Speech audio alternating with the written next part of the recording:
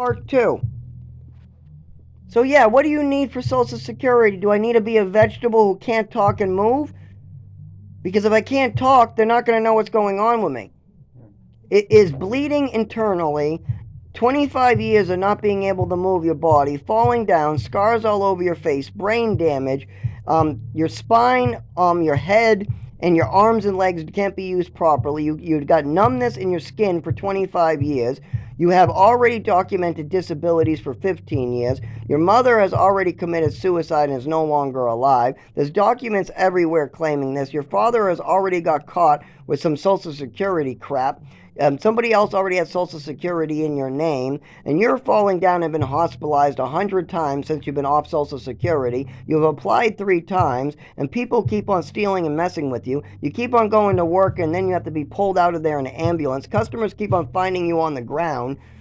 What level do I have to be hurt before I get help? Because I see my ride home that brings me home, he's on Social Security, and he's not even 100th of my level. So what level do I have to be to get help around here, huh? Do I gotta, how much blood needs to squirt out of my body? How much brain damage do I need? How much do my arms need and legs not need to work? Because right now I can't spend 5 minutes walking, and every single, about 6 months a year, if I go outside, I fall on the ground and become bloody and can't walk for 3 months. Is that not enough?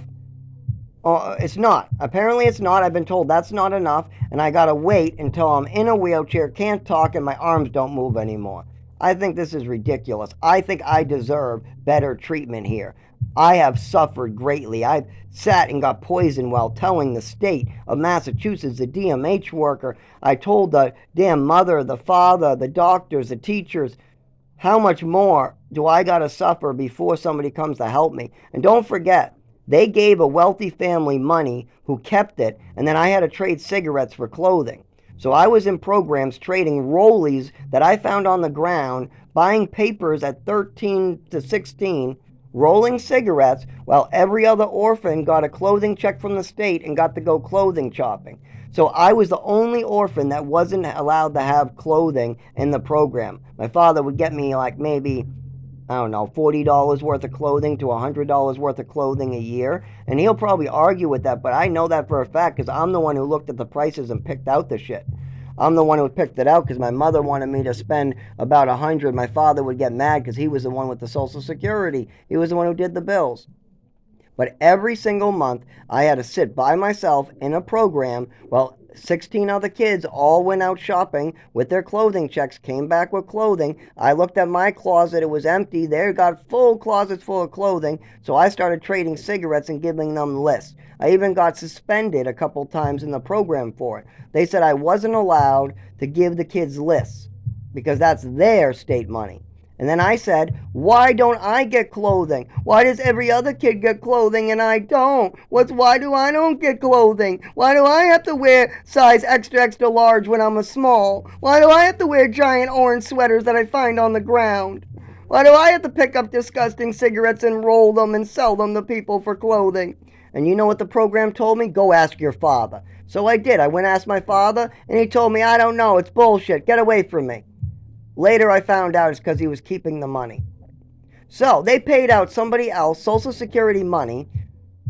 Meanwhile, I'm injured more than ever, bleeding visibly. I got head injuries. I got brain damage. My nervous system doesn't work for 25 years.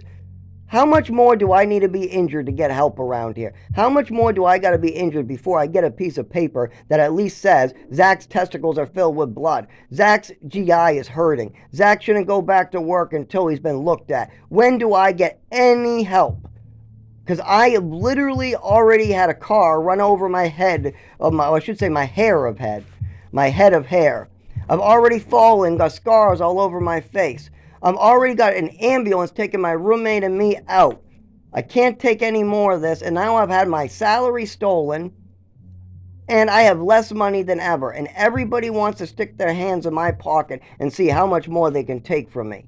I even got people calling my doctor trying to put up walls so I can't get help.